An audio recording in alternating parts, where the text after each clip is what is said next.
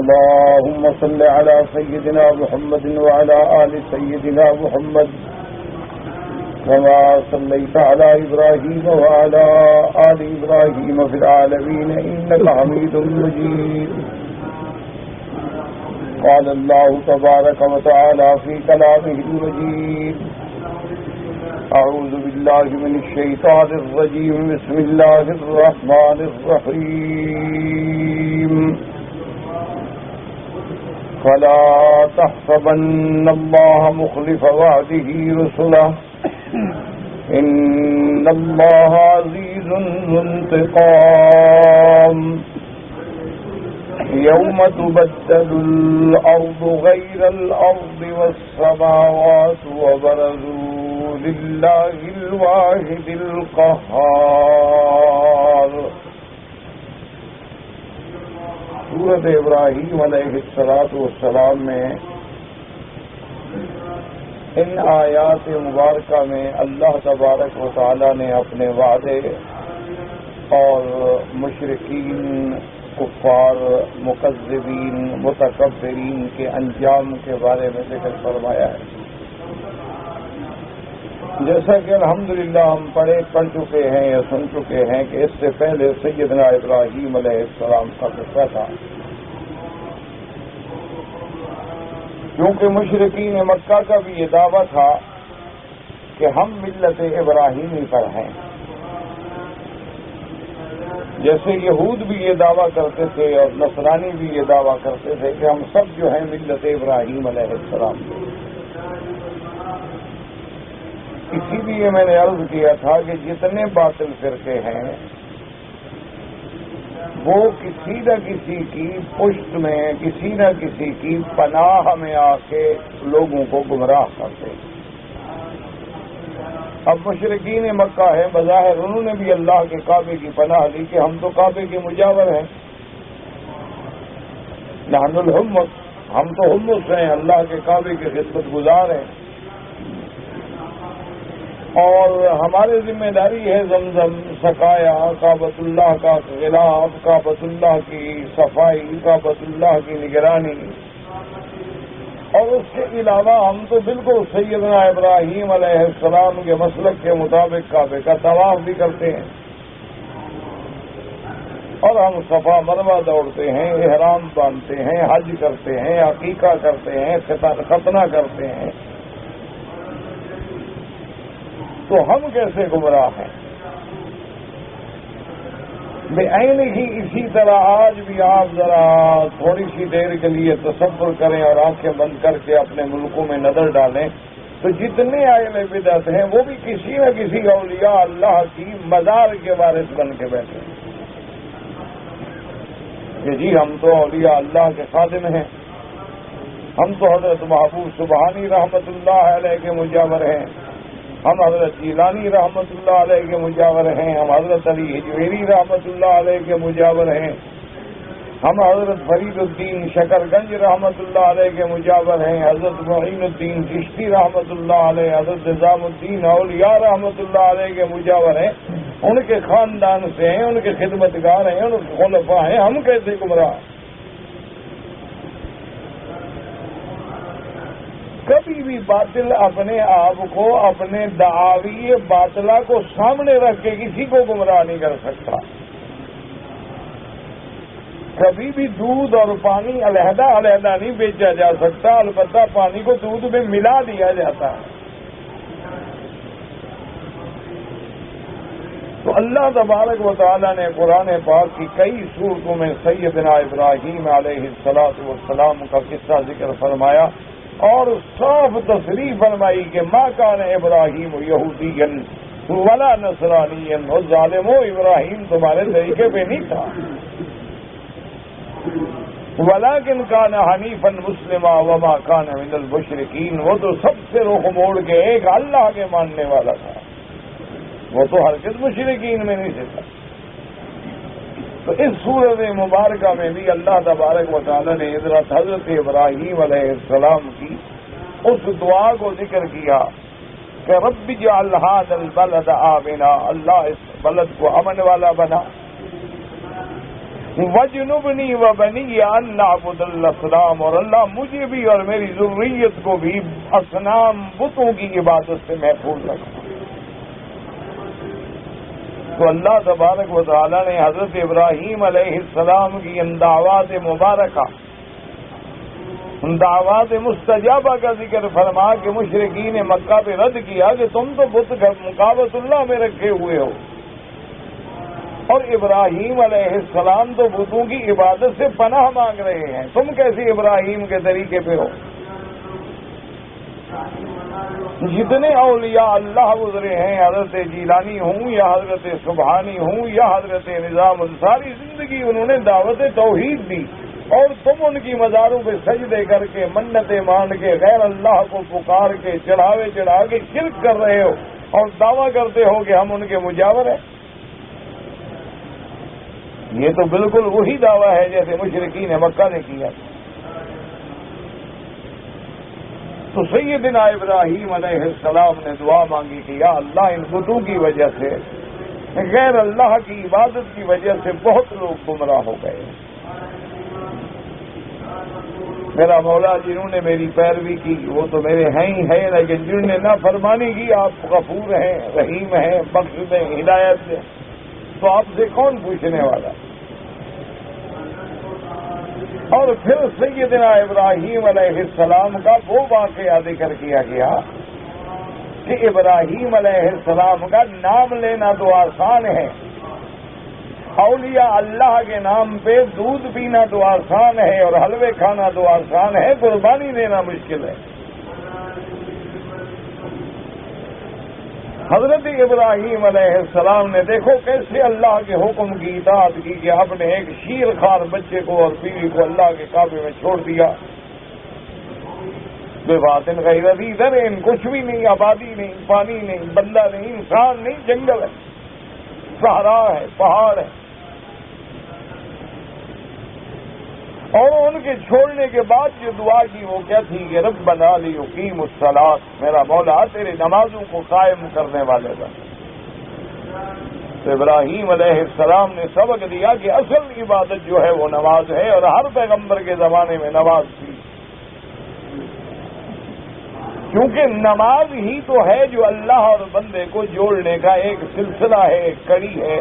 اگر نماز نہ رہے تو بندہ خدا سے کٹ جاتا ہے، اور نماز قائم کرنے کا معنی کیا ہے کہ اس کے اوقات میں حدود و شروط و ارکان کے ساتھ نماز ادا کی جائے۔ اور دوسری دعا مانگی کہ فجعل افئدۃ من الناس تہوی الیہم، اللہ بعض لوگوں کے دلوں کو ان کی طرف پھیر دے تاکہ وہ لوگ تیرے گھر میں آئیں، مکے میں آئیں، آبادی ہو اور میرے بچے بھی آرام سے رہیں۔ اور دعا مانگی کہ وارزقہم من الثمرات، اللہ ان کو پھلوں سے رزق عطا فرماتا کہ تیرے شکر گزار بن۔ اور اس کے بعد ابراہیم علیہ السلام نے ایک سبق بھی دیا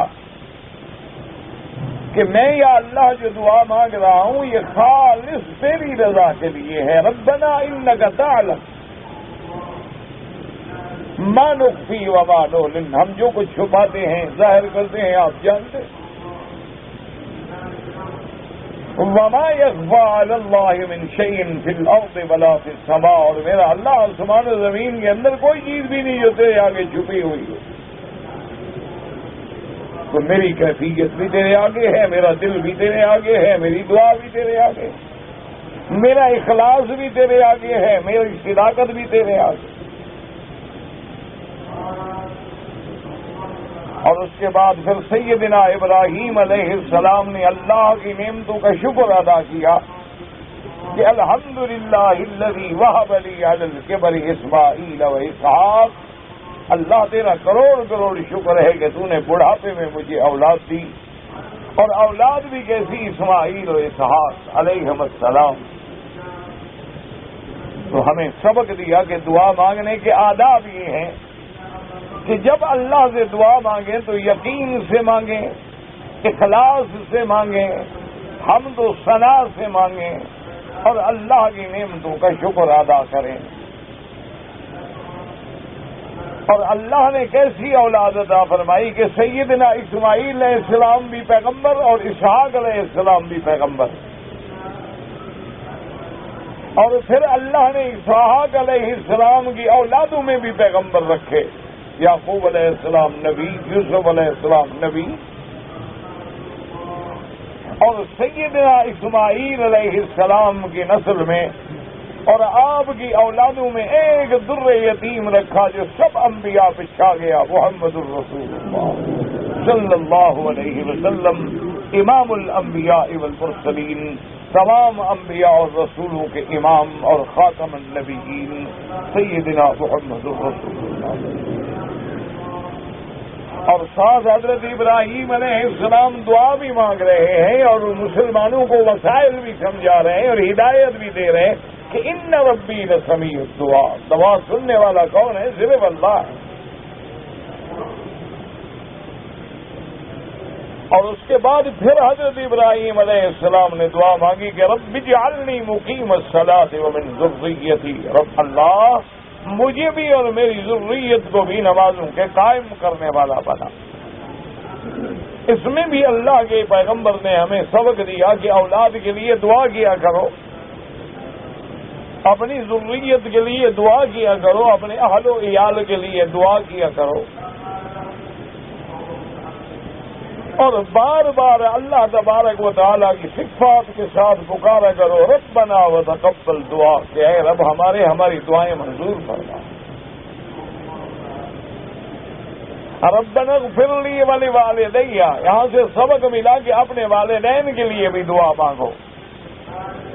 والدین سے مراد والدین بھی ہے اور دادا پر دادا، نانا پر نانا، یعنی اعلیٰ جہاں تک چلا جائے، رسول جہاں تک چلا جائے، اولاد کی اولاد، بیٹیاں بیٹیوں کی اولاد، سب کے لیے دعا کریں، ربنا اغفر لی ولوالدی، اور والدین کے لیے بھی دعا مانگی۔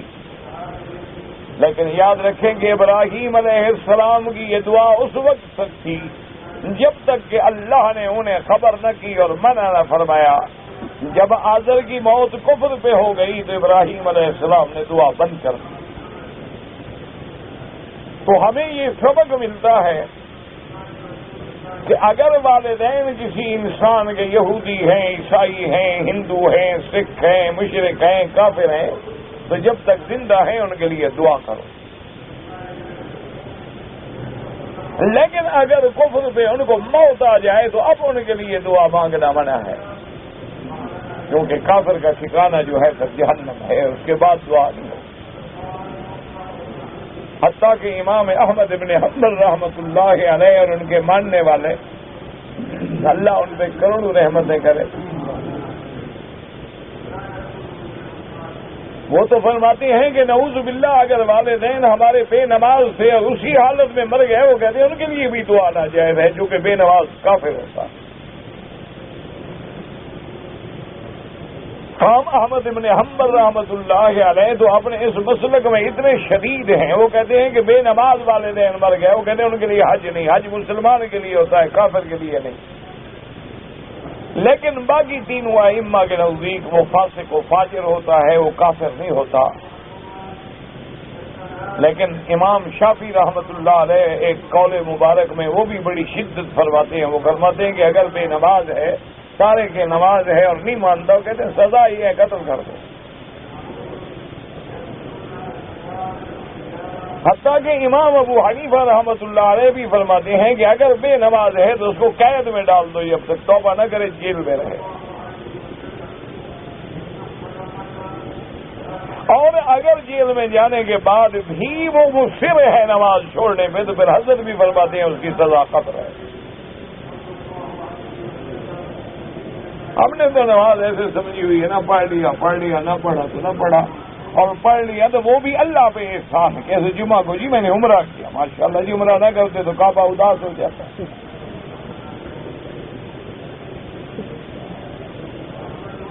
بھئی نماز تو اللہ کے فرائض میں ہیں، شرائع میں ہیں، حکم ہے، بندگی کی علامت ہے، اللہ سے جوڑنے کا ایک سلسلہ ہے۔ اور اس کے بعد سیدنا ابراہیم علیہ السلام نے دعا مانگی وَلِلْمُؤْمِنِينَ، یہ سبق دیا کہ جب تم دعا مانگو تو تمام عالم اسلام کے مومنوں کے لیے، ایمان والوں کے لیے دعا مانگو، کیونکہ اصول یہ ہے کہ مومن جو ہے وہ بھائی ہوتا ہے۔ اللہ تبارک و تعالیٰ نے ایمان کا ایک رشتہ رکھا ہے، انما المؤمنون اخوۃ، تو ہر مسلمان ایک دوسرے کے لیے دعا مانگے۔ اور اگر مسلمانوں پہ کوئی مصیبت آئے، ابتلا آئے، امتحان آئے، جیسے آج اس دور میں عالم اسلام اور امت محمد مصطفیٰ صلی اللہ علیہ وسلم عجیب امتحانوں سے گزر رہی ہے، امت پہ تیری آ کے عجب وقت پڑا۔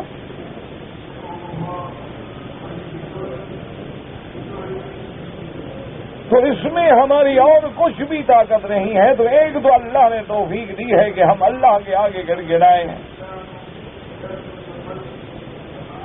جیسے ایک بزرگ نے لکھا ہے کہ ہم تو مستجاب الدعوات نہیں ہیں، یعنی پہلے لوگ ہوتے نا جو دعا کرتے تھے قبول ہو جاتی تھی، مستجاب الدعوات ہوتے، اور اللہ تبارک و تعالیٰ ان کی فریاد سن لیتے تھے، اور ان کے منہ سے جو بات نکل جاتی تھی اللہ پوری کر دیتے۔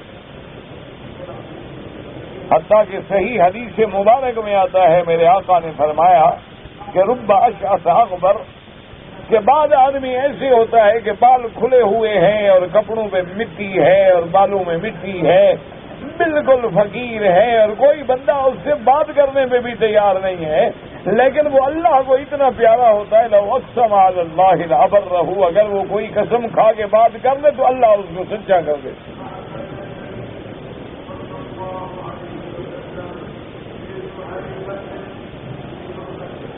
تو وہ لوگ جو ہیں وہ تو مستجاب الدعوات ہوتے تھے۔ اللہ تبارک و تعالیٰ کے آگے جب ہاتھ پھیلاتے، جیسے حضرت اعلیٰ عن الحضرمی، اسی طرح آپ دیکھیں تاریخ میں بڑے بڑے لوگ گزرے ہیں، صحابہ میں، تابعین میں، تبع تابعین میں، ائمہ محدثین میں، ائمہ فقہاء میں، اولیاء اللہ میں، بس اللہ کے آگے ہاتھ اٹھائے اور کام ہو جاتا تھا۔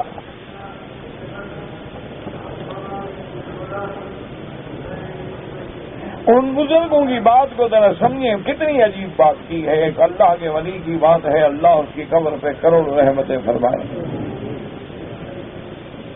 میں نے بھی اپنی زندگی میں ایک بزرگ دیکھے تھے، افسوس ہے، طالب العلم تھے، اور وہ ہمارے خانگی کا دور تھا، جاہلیت کا دور تھا، قدر نہیں تھی اللہ والوں کی، بزرگوں کی پہچان بھی نہیں تھی، قدر بھی نہیں تھی۔ اس کی وجہ یہ ہے نا کہ شیطان بڑا بدبخت ہے، جب تک کوئی آدمی اللہ والا ہے، عالم ہے، دین کے کام کرنے والا ہے، تو نفرت دلاتا ہے، اس کے قریب نہ جاؤ، یہ ایسے اور یہ ایسے اور یہ ایسے، اور جب وہ مر جائے تو کہہ رہے بڑے بے وقوف ہو، اس سے فائدہ نہیں اٹھایا تو بڑا کام کا آدمی۔ پھر اس کی قبروں پہ سجدے کرواتا ہے کہ چلو زندگی میں تو تم نے فائدہ نہیں اٹھایا، اب بھی بس قبر پہ گر جاؤ، تاکہ زندگی میں نافرمانی کر کے محروم ہو جائے اور قبر پہ شرک کر کے محروم ہو جائے۔ دونوں طرف سے وہ جہنم میں ڈالنے کی کوشش کرتا۔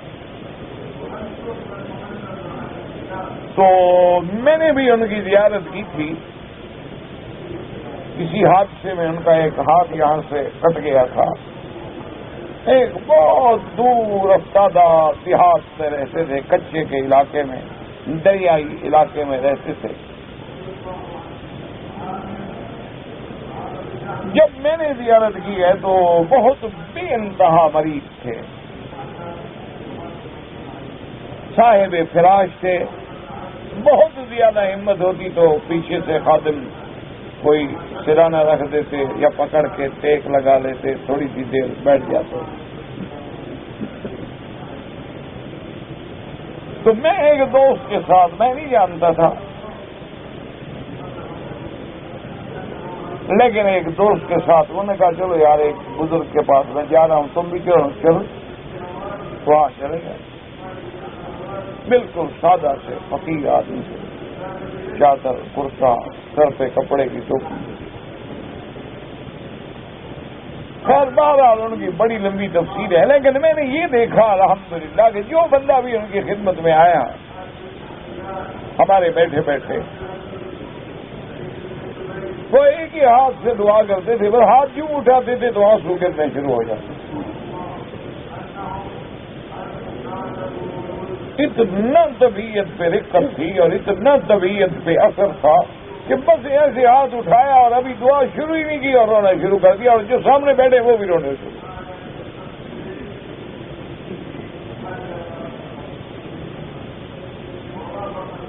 اب میں دیکھ رہا ہوں، حیران ہو رہا ہوں، اور میں نے تو آپ کو بتایا کہ وہ ہمارے زندگی کے بچپن کا دور تھا اور اتنی عقل وقل تو تھی نہیں. عقل تو اب بھی پتہ نہیں ہے اب کہاں سے عقل آ گئی ہے. اللہ اکبر. لیکن مجھے عجیب ہو کہ یار یہ لوگ کیوں روتے ہیں، کیا ہو جاتے ہیں ان کو؟ اگر حضرت بھی رونا شروع کر دیتے ہیں، کوئی بات تو ہے ہی نہیں.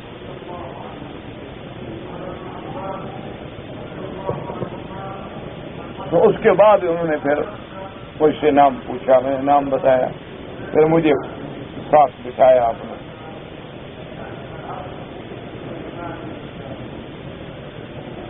اب میں بڑا حیران کہ بھئی یہ سارا جہان جو ہے وہ نیچے بیٹھا ہوا ہے، میں کہتے ہیں میرے ساتھ بیٹھو. اور پھر کہا کہ پتہ ہے میں تمہاری عزت کیوں کر رہا ہوں؟ مجھے تو پتہ نہیں، تو آپ کے والد صاحب کی وجہ. تم تو بچے ہو لیکن تمہیں دیکھ کے مجھے تمہارے والد یاد آتے.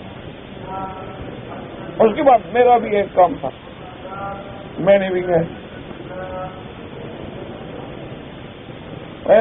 میرا ایک کام ہے، مشکل سا مسئلہ ہے، وہ حل نہیں ہو رہا.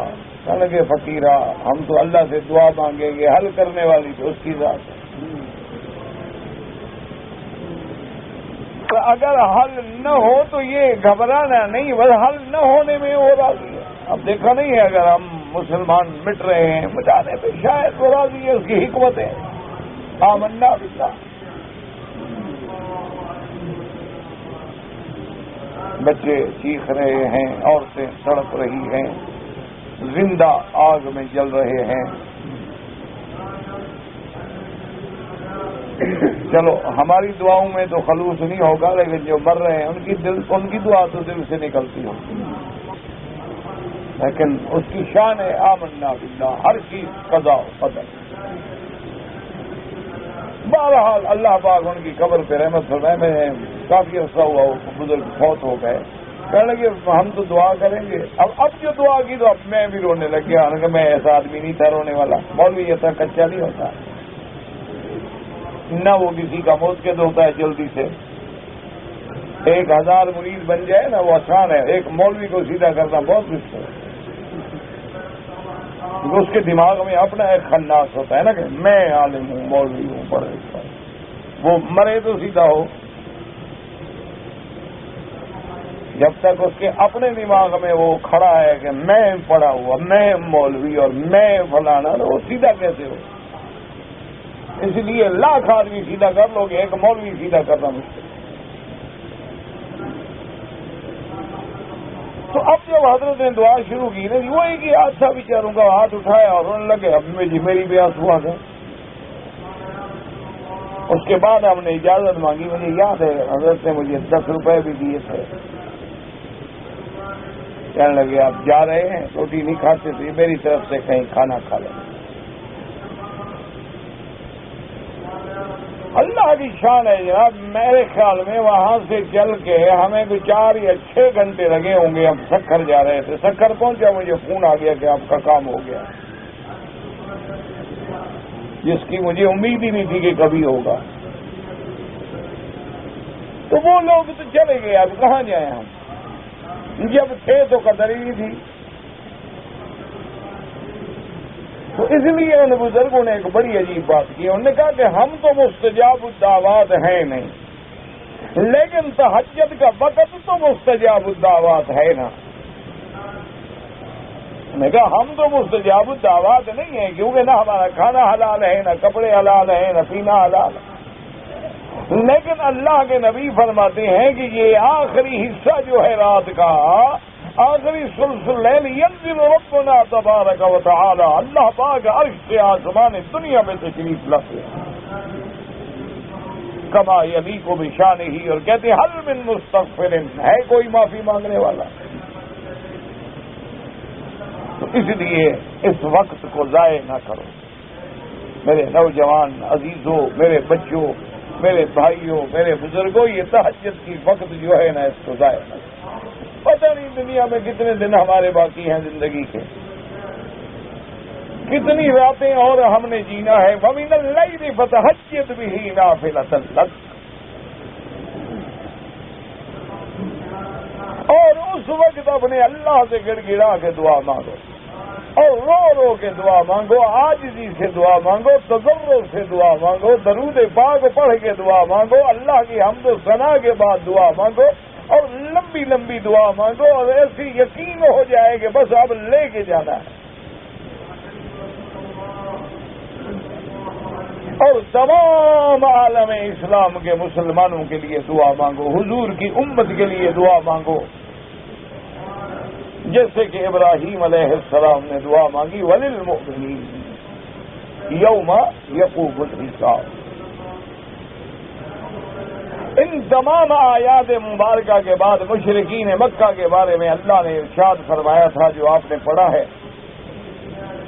اللہ نے فرمایا کہ اے مخاطب، قرآن سننے والے، قرآن پڑھنے والے، فَلَا تَحْسَبَنَّ اللَّهَ غَافِلًا عَمَّا يَعْمَلُ الظَّالِمُونَ انما يؤخرهم ليوم تشخص فيه الابصار، کہ اے مخاطب تم یہ گمان نہ کرو نعوذ باللہ کہ اللہ غافل ہے، اللہ کو پتہ نہیں ہے کہ کافر کیا کر رہے ہیں اور مسلمانوں پہ کیا ظلم و ستم ہو رہے ہیں۔ یہ گمان نہ کرنا، اللہ غفلت سے پاک ہے، اللہ نسیان سے پاک ہے، اللہ سب جانتے ہیں۔ میرا مولا سب جانتے ہو تو پھر ان بدبختوں کو اتنی مہلت کیوں دی ہے؟ فرمایا میری حکمت ہے، کبھی میں دنیا میں عذاب دیتا ہوں اور کبھی عذاب مؤخر کر دیتا ہوں، لیوم تشخص فیہ الابصار، اس دن کے لیے جس دن آنکھیں پھٹی کی پھٹی رہ جائیں گی، اس دن پھر ہم عذاب، ضروری نہیں کہ میں دنیا میں بھی عذاب دوں، کبھی کبھی نمونہ دکھا دیتے۔ اور اس قیامت والا دن کیسے ہوگا کہ مہطعین مقنعی رؤوسہم،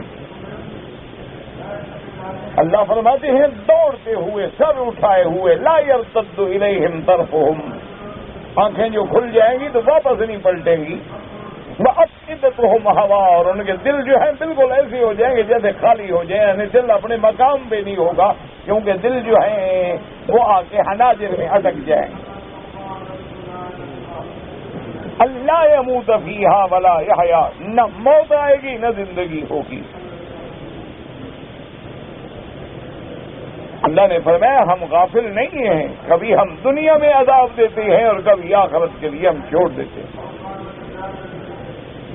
اور اس کے بعد اللہ نے اپنے پیارے نبی حبیب عربی سیدنا محمد مصطفیٰ صلی اللہ علیہ وسلم کو فرمایا کہ میرا نبی وانذر الناس یوم یاتیہم العذاب، آپ لوگوں کو ڈرائیں اس دن سے کہ جس دن عذاب اللہ کا آگے پکڑے گا ان ظالموں کو۔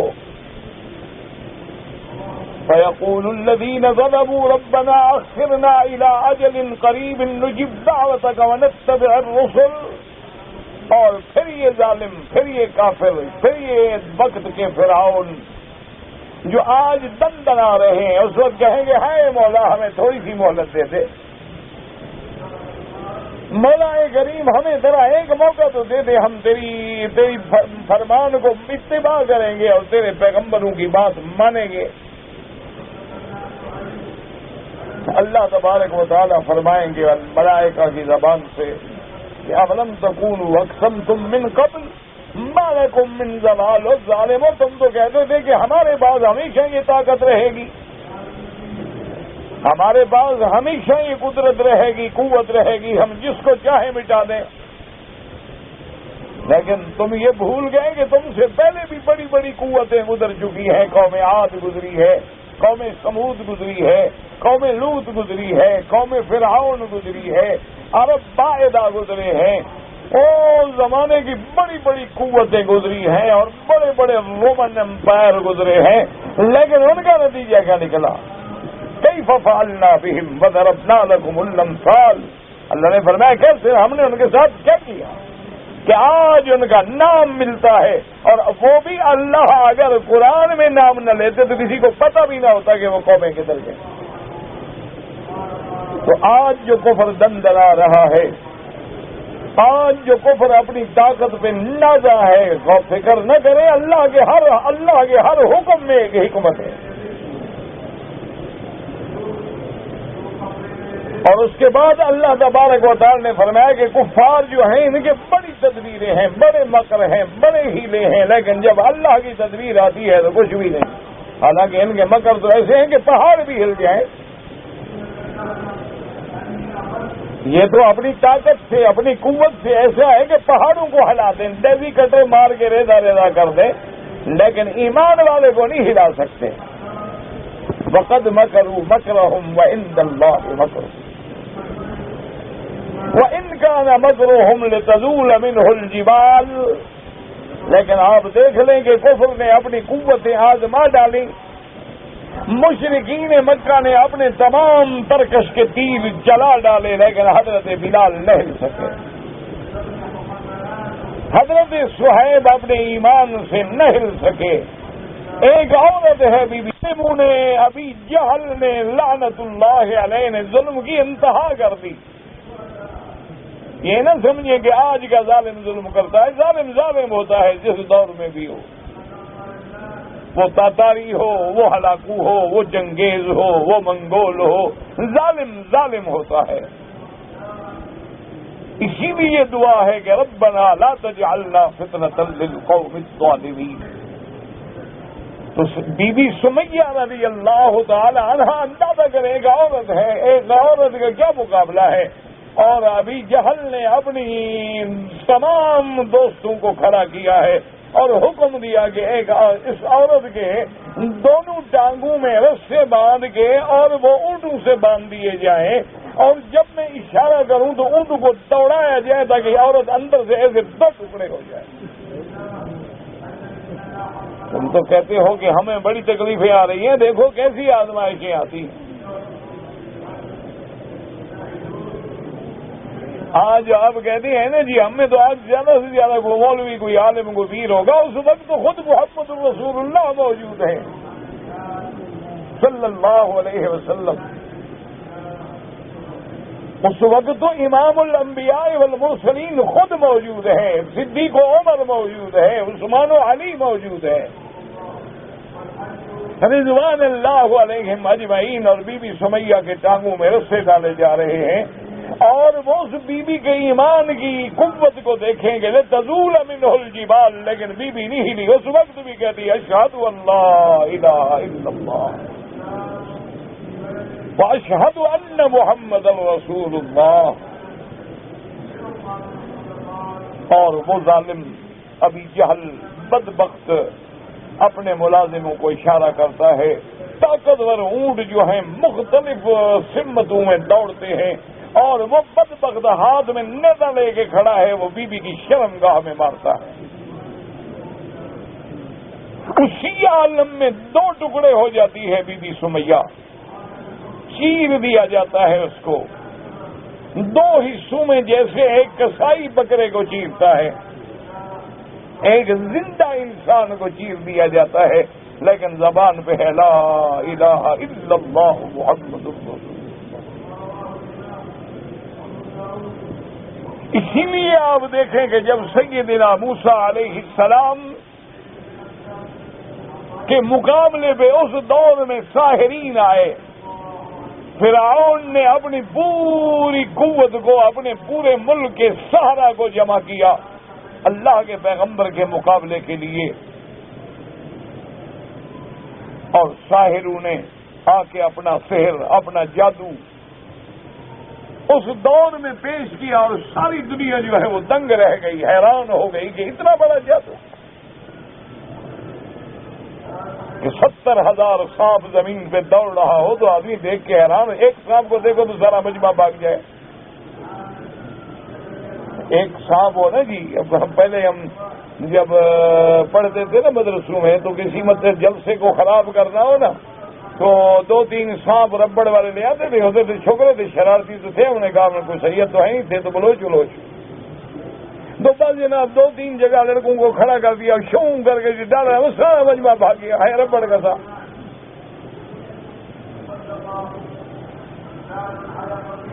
تو اب اندازہ کریں کہ 70,000 سانپ دوڑ رہا ہے، حضرت موسیٰ علیہ السلام بھی گھبرا گئے، فأوجس فی نفسہ خیفۃ، حضرت موسیٰ علیہ السلام بھی دل میں ہل گئے کہ میرا اللہ یہ بدبخت۔ اور اصل میں موسیٰ علیہ السلام، علماء نے لکھا کہ خوف کی وجہ یہ تھی کہ حضرت موسیٰ علیہ السلام جب لکڑی ڈالتے تھے تو وہ بھی تو سانپ بن جاتی تھی، تو موسیٰ علیہ السلام ڈر گئے کہ جو میں نے سانپ بن جاتی تھی یہ بھی تو سانپ بنا کے انہوں نے دکھا دیے، تو کوئی فرق تو ہوا نا، اور پھر میرا تو ایک سانپ بنتا ہے اور یہ تو 70,000 بنا ہوا ہے۔ اللہ نے فرمایا قلنا لا تخف، وقت کے سانپوں سے نہ ڈرو۔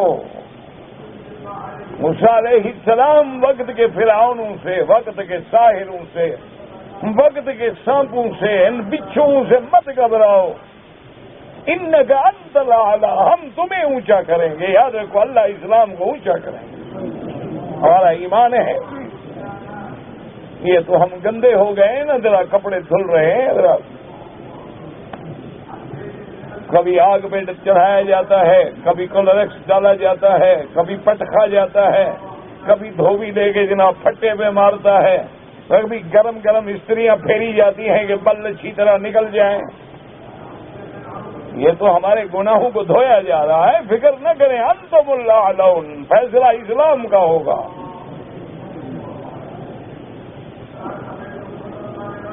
آپ حیران ہوں گے کہ جب مسلمانوں پہ ایک وہ دور بھی گزرا ہے، ظلم ہو رہے تھے، تو اس ظلم کا عالم یہ تھا کہ جب ٹینک چلتے تھے تو مسلمانوں کے خون سے بھر کے رک جاتے تھے، لاشیں آگے آ جاتی تھی۔ اس دور میں ایک شاعر تھے، مر گئے، اس نے عجیب بات لکھی تھی کہ ظلم پھر ظلم ہے، بڑھتا ہے تو مٹ جاتا ہے۔ اس نے بڑی ایک عجیب بات لکھی تھی کہ ظلم پھر ظلم ہے، بڑھتا ہے تو مٹ جاتا ہے، اور خون پھر خون ہے، بہتا ہے تو جم جاتا ہے۔ اللہ مسلمانوں کے خون کو رائے گاہ نہیں کرتے، یاد رکھو، لیکن عالم اسلام کی تو تاریخ یہی ہے، کبھی ہم بی بی سمیہ کا خون دیکھتے ہیں، کبھی بلال کا خون دیکھتے ہیں، کبھی حسین کا خون دیکھتے ہیں۔ یہ عالم اسلام کی تاریخ ہے، گھبرائیں نہیں، قطعاً افتراق میں نہ پڑیں، فتنے میں نہ پڑیں، جھگڑے میں نہ پڑیں، اللہ پہ ایمان رکھیں اور گڑ گڑائیں، عاجزی کریں، تضرع کریں، صدقہ کریں، خیرات کریں، اور تہجد کے وقت میں بس رونا شروع کریں، سب بگڑی بن جائے گی۔ تو اب حضرت موسیٰ علیہ السلام گھبرا گئے کہ یہ تو بڑی بات ہو گئی، بھی میں اگر لاٹھی ڈالوں گا تو سانپ ہی بن جائے گی نا، تو یہ تو 70,000 سانپ دوڑا ہے۔ اللہ نے حکم دیا موسیٰ علیہ السلام مت گھبراؤ، الق ما فی یمینک، جو تیرے ہاتھ میں پھینک دو بس۔ اللہ تبارک و تعالیٰ تو قادر ہے نا جی، اب دیکھو ایک لکڑی ہے، ایک موسیٰ علیہ السلام ہے اور ہزاروں ساحرین ہیں، اور ان کی پشت پہ فرعون وقت ہے۔ موسیٰ علیہ السلام کے ساتھ اسباب کی حد تک کون ہے؟ ایک ہارون علیہ السلام، دونوں بھائی ہیں، اور ہاتھ میں ہتھیار کون سا ہے جناب؟ نہ کوئی میزائل ہے، نہ ٹیکنالوجی ہے، لکڑی ہے، ایسا۔ فَأَلْقِ مَا فِي يَمِينِكَ، اللہ نے حکم دیا جو تمہارے ہاتھ میں ہے ڈال دو۔ کیا کریں گے مولا؟ تلقف ما صنعوا انما صنعوا کید ساحر ولا یفلح الساحر حیث اتى۔ اللہ نے فرمایا میرا پیغمبر میرا کلیم ذرا ڈالو تو صحیح، دیکھو تو صحیح طاقت ہماری قدرت کی۔ حضرت موسیٰ علیہ السلام نے جب عصا ڈالا تلقف ما یافکون، جو کچھ انہوں نے وہ 70,000 سانپ بنایا تھا نا جی، وہ اتنا بڑا اژدہا بن گیا کہ سانپ کو نکل گیا۔ انہوں نے تو سانپ بنائے تھے نا، یہ معجزے والا سانپ ایسا بڑا تھا کہ وہ سارے کھا گیا، اور پھر جو اٹھایا تو لکڑی ہوگی۔ فَأُلْقِيَ السَّحَرَةُ سَاجِدِينَ، تمام جادوگر جو تھے سجدے میں گر گئے۔ آمنا برب العالمین، رب موسیٰ و ہارون، کہ ہم ایمان لے آئے، موسیٰ تیرا رب سچا ہے۔ اور جب ایمان لے آئے تو اب تو فرعون اچھل گیا کہ یہ کمزور دو آدمی مجھ سے جیت گئے، یہ لکڑی والا پیغمبر جو ہے ہم سے جیت گیا۔ یاد رکھو انشاءاللہ لکڑی والے جیتیں گے، گھبراؤ نہیں، یہ بھی حکمتیں ہیں۔ بس فاصبر وما صبرك الا بالله ولا تحزن عليهم ولا تك في ضيق مما يمكرون۔ اب جب وہ سر ایمان لے آئے تو فرعون کو تو آگ لگ گئی۔ انہوں نے کہا کمال ہے، ایک لکڑی والا پیغمبر، دو بھائی، میرے پاس 6 لاکھ کی طاقت ہے،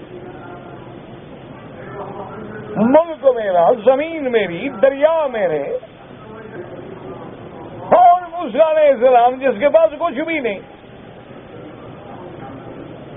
تو اب جادوگروں کی طرف پلٹا اور کہا کہ اچھا معلوم ہوتا ہے کہ تم نے آپس میں مل کے کوئی سازش کی تھی، ورنہ ایسے تو نہیں ہو سکتا۔ لَأُصَلِّبَنَّكُمْ فِي جُذُوعِ النَّخْلِ، میں تم سب کو پھانسیوں پہ لٹکاؤں گا، کیونکہ فرعون کی عادت تھی، وہ ظالم تھا نا جی، تو لوگوں کو پھانسی پہ لٹکا دیتا یا دیواروں میں چنوا دیتا، دیوار کے ساتھ کھڑے کر کے ہاتھوں میں اور پاؤں میں مسامیر میخیں لگا دیتا۔ اب آپ اندازہ کریں، جس کا ظلم بھی ہو، طاقت بھی ہو، قوت بھی ہو، لیکن پتہ ہے ایمان والوں نے کیا کہا؟ فَاقْضِ مَا أَنْتَ قَاضٍ، ہم نے کہا جو مرضی آئے کرو، انما تقضی هذه الحیات الدنیا، فرعون تم ہمیں اس دنیا میں سزا دے سکتے ہو، تکلیفیں دے سکتے ہو، ہمارا قتل کر سکتے ہو، پھانسیوں پہ لٹکا سکتے ہو، درختوں سے ہمیں لٹکا سکتے ہو، لیکن ہمیں اب اس کا کوئی فکر نہیں، ہمیں تو اگلے جہان کا فکر ہے۔ تو آخر اندازہ کریں، اس لیے اللہ فرماتا ہے کہ میرا بدری وَإِن كَانَ مَكْرُهُمْ لِتَزُولَ مِنْهُ الْجِبَالُ، کہ کافروں کی تدبیروں سے، ان کے مکر سے پہاڑ بھی ہل جاتے ہیں، لیکن ایمان والے نہیں ہلتے۔ اب اس کے بعد اس آیت میں جو ہم نے آج کے سبق میں پڑھی ہے، اللہ نے فرمایا میرا بدری محمد مصطفیٰ صلی اللہ علیہ وسلم، حضور کو خطاب ہو تو پھر ساری امت کو خطاب، فَلَا تَحْسَبَنَّ اللَّهَ مُخْلِفَ وَعْدِهِ رُسُلَهُ، میرا مدنی آپ ایسا گمان نہ کریں، اور امت مسلمہ مومنہ قرآن والو ایمان والو یہ گمان نہ کرو کہ اللہ اپنے رسولوں سے کیا وعدہ پورا نہیں کریں گے۔ یہ گمان نہ کرنا کبھی دل میں کہ کافروں کے پاس بڑی طاقت ہے، ہم مر گئے، یہ ہو گیا، اور اللہ نے جو وعدے کیے تھے یہ پتہ نہیں کب پورے ہوں گے۔ اللہ کا وعدہ کیا تھا کہ وَلَقَدْ سَبَقَتْ كَلِمَتُنَا لِعِبَادِنَا الْمُرْسَلِينَ إِنَّهُمْ لَهُمُ الْمَنْصُورُونَ وَإِنَّ جُنْدَنَا لَهُمُ الْغَالِبُونَ۔ اللہ نے فرمایا ہمارا فیصلہ ہو چکا ہے کہ اصل کامیابی جو ہے ہمارے پیغمبروں کی ہوگی، رسولوں کی ہوگی، ان کے ماننے والوں کی ہوگی، اور ہمارا لشکر جو ہے وہ غالب ہوگا۔ فَتَوَلَّ عَنْهُمْ حَتَّىٰ حِينٍ وَأَبْصِرْهُمْ فسوف یبصرون۔ اللہ نے فرمایا میرا بدری ابھی اعراض کریں، ایک وقت آنے دیں، آپ بھی دیکھ لیں گے اور یہ بھی دیکھ لیں گے کہ رب کا وعدہ کیسے سچا ہوتا ہے، اللہ کی مدد کیسے آتی ہے ایمان والوں۔ فلا تحسبن اللہ مخلف وعده رسلا ان اللہ عزیز ذو انتقام۔ اللہ غالب بھی ہیں اور اللہ تبارک و تعالی بدلہ دینے والے بھی ہیں۔ دعا مانگو کہ اللہ اپنی قدرت کا، اپنے غلبے کا، اپنے قہر کا نظارہ دکھا کے وقت کے ظالموں کو مٹا ڈالیں۔ اللہ اکبر، ورنہ قیامت میں تو ان کے لیے عذاب ہے ہی ہے نا۔ وہ دن کون سا ہوگا؟ یوم تبدل الارض غیر الارض والسماوات۔ اللہ نے فرمایا جس دن بدل دی جائے گی زمین اور دوسری زمین سے اور آسمان۔ یاد رکھیں اس میں دو قول ہیں علماء مفسرین کے۔ ایک قول تو یہ ہے کہ زمین آسمان ختم، نئی زمین اور آسمان پیدا ہوں۔ یہ جس زمین پہ ہم رہ رہے ہیں، یہ جو آسمان ہمارے اوپر یہ ختم ہو جائیں گے، جیسے کہ قرآن کہتا ہے آسمان پھٹ جائیں گے، آسمان جو ہے پھٹ جائیں گے، تارے گر جائیں گے، چاند سورج گر جائیں گے۔ تو علماء نے فرمایا کہ یہ زمین بدل جائے گی کہ ایک حدیث مبارک میں آتا ہے، حضور پاک نے فرمایا کہ قیامت والے دن جس زمین پہ حشر ہوگا وہ زمین چاندی کی طرح سفید ہوگی، اور ایک روایت میں ہے کہ میدے کی روٹی کی طرح سفید ہوگی، اور یہ بھی حضور نے فرمایا وہ زمین ایسی ہوگی جس پہ کسی بندے نے کبھی گناہ نہیں کیا ہوگا۔ وہ تو نئی زمین ہوگی نا، اس زمین پہ پھر ہم کھڑے ہوں گے جب حشر ہوگا، میدان ہوگا اور حساب ہوگا۔ اور بعض علماء فرماتے ہیں کہ یہ زمین جو ہے اس کی حالت کو، صفات کو بدل دیا جائے گا، ذات کو نہیں۔ کیا مانا کہ اس زمین میں اب تو بڑے بڑے درخت ہیں، دریا ہیں، سمندر ہیں، اللہ ترى فيها عوجا ولا امتا، اس زمین کو ایسے سیدھا کر دیا جائے گا کہ جیسے چمڑے کا بل نکالتا ہے نا موچی اس پر اور سیدھا ہو جاتا ہے، ایسے زمین سیدھی ہو جائے گی، کوئی آڑ، کوئی رکاوٹ، کوئی درخت، کوئی پہاڑ، کچھ بھی باقی نہیں ہوگا۔ اللہ ترى فيها عوجا، کوئی ٹیڑھا پن نہیں، ولا امتا، کوئی رکاوٹ۔ بہرحال دونوں باتیں مشکل نہیں ہیں، اللہ زمین ہی بدل دے یا صفات بدل دے، اور آسمان بھی بدل دیں گے۔ اسی لیے فرماتے ہیں وَبَرَزُوا لِلَّهِ الْوَاحِدِ الْقَهَّارِ، اور پھر ساری مخلوق جو ہے اس اللہ کے آگے جو ایک ہے، جو قدرت والا ہے، جو قہار ہے، جو قاہر علی کل شیء ہے، اس کے دربار میں پھر سب کھڑے ہوں گے، اور پھر اس دن اللہ تبارک و تعالی ان سے ان کے ہر عمل پر سزا دیں گے اور بدلہ لیں گے۔ دعا کریں کہ اللہ تبارک و تعالی تمام عالم اسلام پہ رحم فرما دے۔ اللہم ارحم امت محمد صلی اللہ علیہ وسلم، اللہم استر امت محمد صلی اللہ علیہ وسلم، اللہم اغفر امت محمد صلی اللہ علیہ وسلم۔ اور جو مسلمان ظلم و تشدد میں مارے گئے اللہ ان پہ کروڑوں رحمتیں فرمائے، اور پسماندگان پہ اللہ صبر جمیل عطا فرمائے، اور اللہ عالم اسلام کے ہر ملک کو، ہر بندے کو، ہر ذرے کو کفر کے فتنے سے، قوت سے، طاقت سے محفوظ فرمائے، اور اللہ اس بلد الامین کو قیامت تک ہر قسم کے فتنوں سے بچائے۔ ربنا تقبل منا انك انت السميع العليم وتب علينا انك انت التواب الرحيم۔ کہتا جی کہ بعض لوگ عمرے ویزے پہ آتے ہیں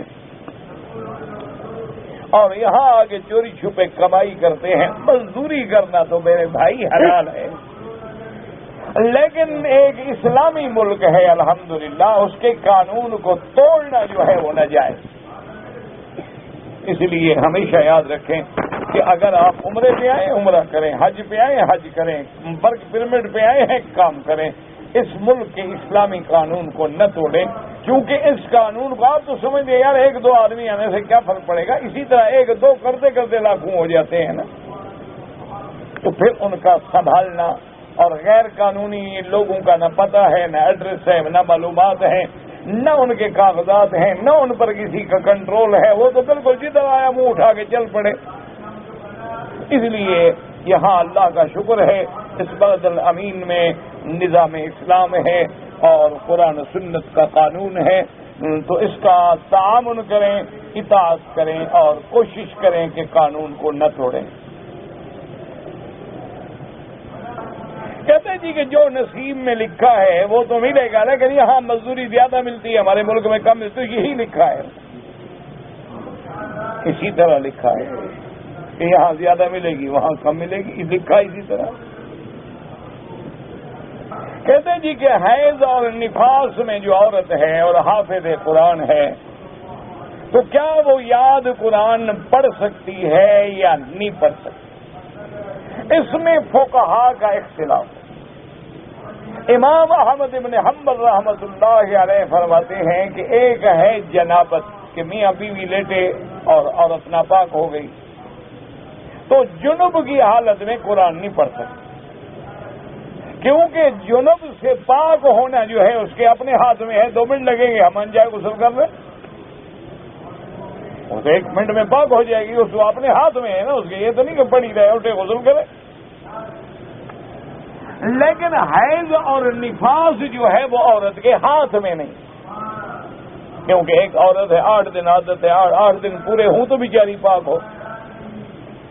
ایک عورت ہے بچہ پیدا ہوا، بلیڈنگ ہو رہی ہے اور 40 دن تک چلی جاتی ہے تو 40 دن کے بعد پاک ہوگی، اتنے دیر میں تو اس کو قرآن بھول سکتا ہے، یا وہ مدرسہ ہے پڑھانے والی ہے تو بیچاری کیسے پڑھائے؟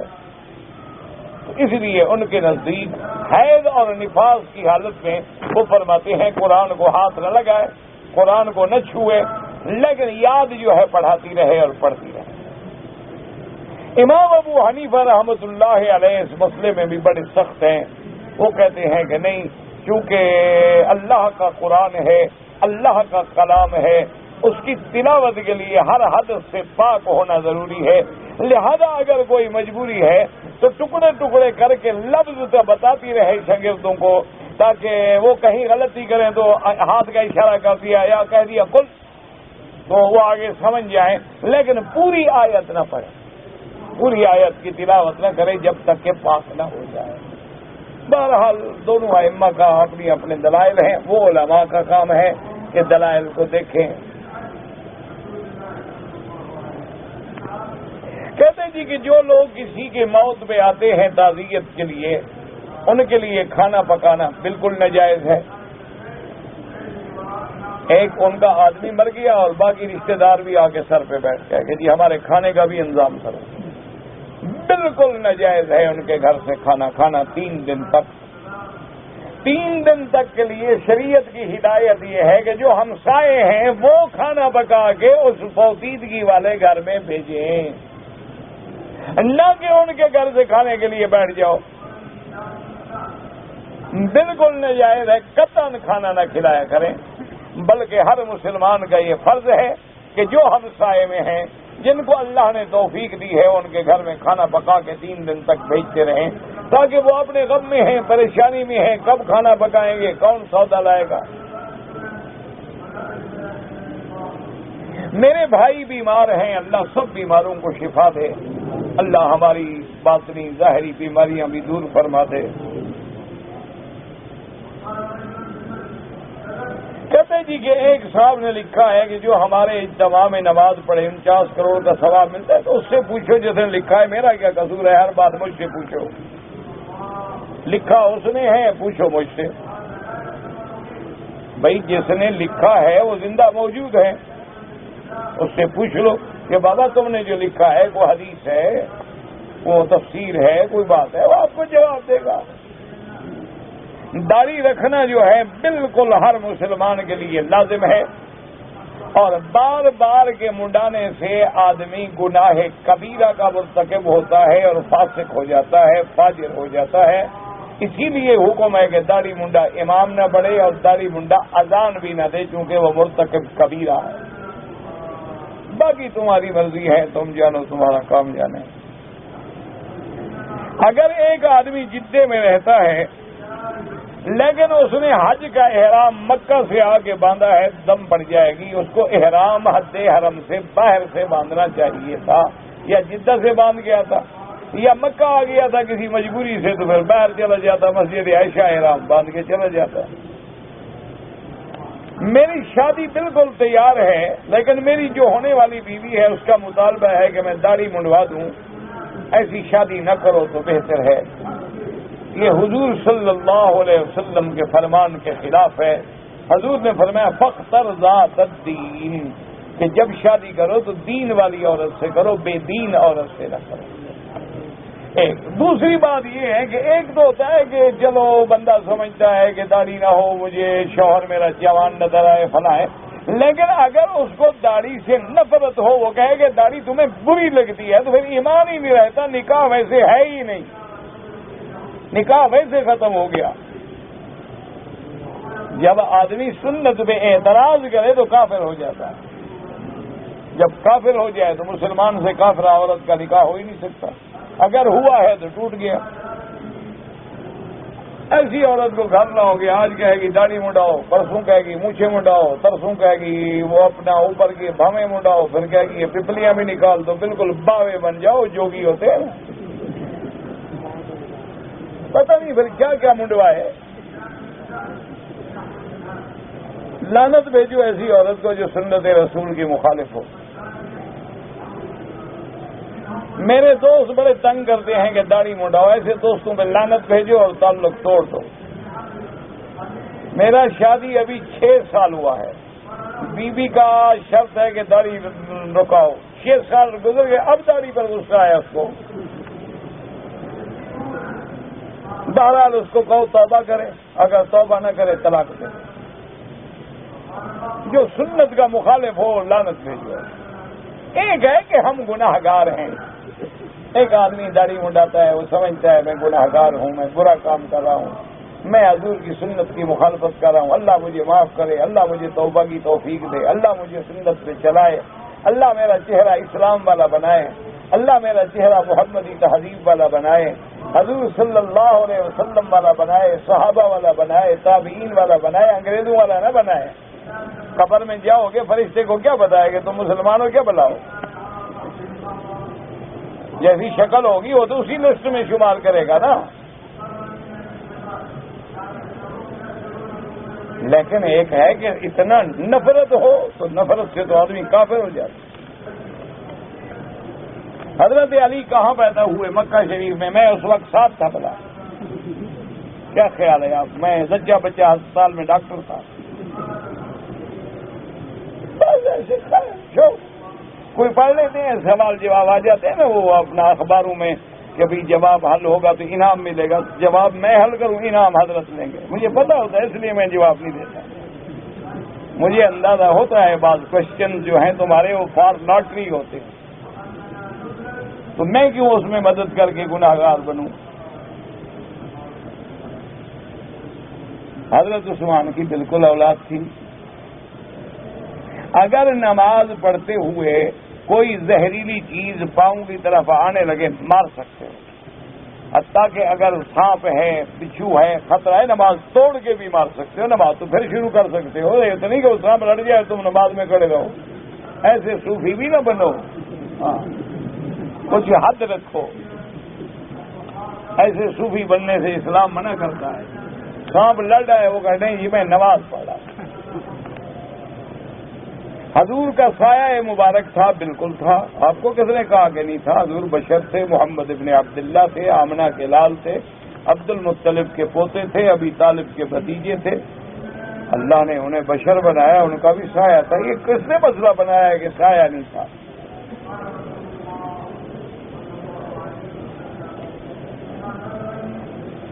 میں کارڈ خریدتا ہوں ٹیلی فون کے، پھر میں بیچتا ہوں 4 روپے زیادہ لے کر۔ آپ بتا دیں کہ میں نے اتنے کا خریدا ہے کیونکہ خرید کر کے لاتا ہوں، یہ میری مزدوری ہے، محنت ہے، ورنہ تم جا کے وہیں سے لے لو، بتا دو، کوئی حرج نہیں۔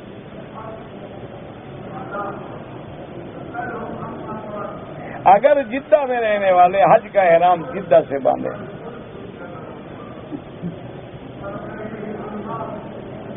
ایک آدمی عید کے دن قربانی ہوتی ہے، وہ عید والے دن روزہ رکھتا ہے، عید والے دن روزہ رکھنا حرام ہے، ناجائز ہے، کیسے روزہ رکھتا ہے؟ پاگل ہو گیا ہے۔ عید کے دن روزہ رکھنا حضور نے منع فرمایا ہے، عجیب بے وقوف ہے، عید کے دن روزہ رکھ رہا ہے۔ میری نواسی پیدا ہوئی ہے، پوچھا ہے کہ اس کا نام بتائیں، اس کا نام عتقہ تو نہیں ہوتا، عاتقہ تو ہوتا ہے، عین کے ساتھ، الف کے ساتھ نہیں ہوتا، عین کے ساتھ، عاتقہ، عارفہ، عاتقہ، عافیہ، جو بھی رکھو کوئی مرضی ہے، نام تم سے پوچھا، یہ بھی میری ڈیوٹی ہے تمہاری نواسیوں کے نام رکھتا رہوں۔ میرا نام تم نے رکھا تھا تو کوئی عقل کی بات پوچھا کرو نا، مجھے کوئی نوکر سمجھتے ہو، ڈیوٹی دیتا ہوں میں تمہاری۔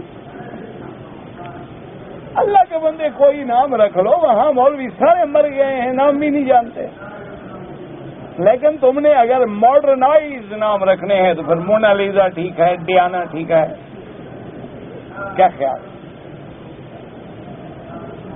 کافروں والے نام رکھو، جب شکل کافروں والی، جین کافروں والی، لباس کافروں والا، بال کافروں والے، نام ہو بی بی فاطمہ، واقع ہے نام بھی پھر وہی کافروں والا سیدھا رکھو۔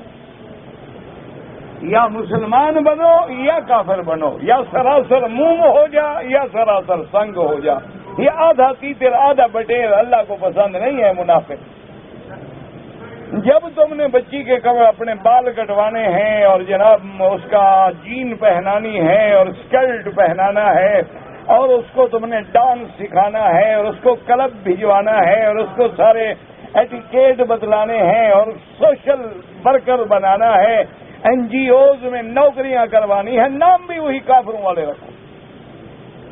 پھر بی بی فاطمہ کے نام کو ذلیل نہ کرو، بی بی عائشہ کے نام کو بدنام نہ کرو، بی بی خدیجہ کے نام کو خراب نہ کرو، پھر وہی نام رکھو اور وہ نام رکھنے والے تمہیں بہت مل جائیں گے۔